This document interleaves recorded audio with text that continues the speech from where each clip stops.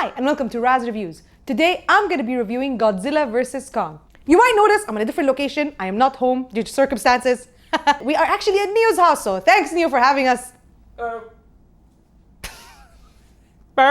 Directed by Adam Wingard, this movie follows the epic showdowns between big giant monsters, Godzilla and King Kong, while humans run around trying to either help them or destroy them. From the trailer, you can see exactly what this movie is going to be about. It's two giant monsters fighting. It's basically putting on the screen what little kids in their bedrooms imagined when they make their little monster toys fight each other. And boy, does it do it well. The fight scenes in this movie are awesome. They definitely pay off. They definitely give you a bunch of fights and the epic showdown that you would imagine. This movie is loud, big, aggressive, crazy, over the top, and it knows exactly what it needs to be. So it's a lot of fun, but it's not great. But what keeps it from being great? Well, it's almost always the same thing. The humans. Man, humans are really lame. Can we just get rid of them in those types of movies? Not from the world, I think. When this movie is the monster mash that it should be, it's amazing. It's exactly what you want to see. The visuals are incredible, the fight scenes are big and epic, and it is a lot of fun. It's definitely a movie you want to see in the cinema. It deserves the big screen, and it also deserves that feeling of being in the movie theater with a bunch of people watching an epic blockbuster. And the coolest thing it does actually give you a clear winner. There are no cop-outs here. There's no save Mothra. I mean, it depends whose side you're on. Are you Godzilla's side or are you King Kong's side? I'm a King Kong supporter. Godzilla is cool, but man, he's so OP. King Kong is the underdog. I will always root for the underdog to win. I'm not gonna tell you who wins. You kind of have to watch the movie to know. The visuals are spectacular in this movie. The CGI is amazing. They really don't hold back in those fights. They look gorgeous. The locations and the backdrops are so beautiful. So it's actually so much fun and very visually satisfying.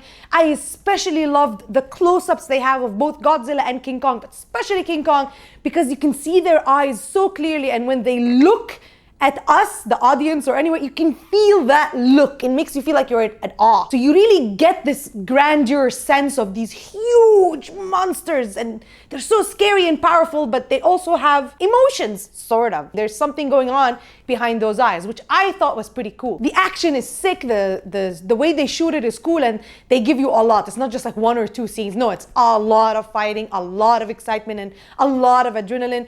And even the soundtrack is pretty cool. And they delve a little bit into the lore even, and that's pretty cool, even though it's kind of crazy.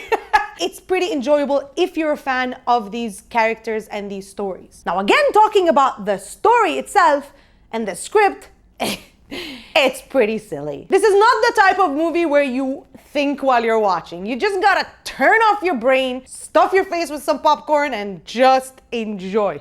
Do not think, because the moment you do that, the movie's gonna lose you. The story doesn't really make any sense. There's too many things going on in too many places with too many people, humans, again. So if you think about it, you're like, but what? Why? The humans are as annoying as you would expect them to be, the adults and the kids. And they're a constant source of weird decisions, corny lines and jokes, and absolutely zero character development. They're just there as a tool, and a really annoying one. And this especially applies to how the kids are used in this film and how the adults are treating them. If you watch this movie from a different perspective, it can actually act as a cautionary tale on bad parenting. These kids are constantly in harm's way, and nobody gives a Nobody reacts to them like they're children. Even when they get caught sneaking around, like, the adults don't go like, oh my God, they're kids, let's call their parents, let's call them. No,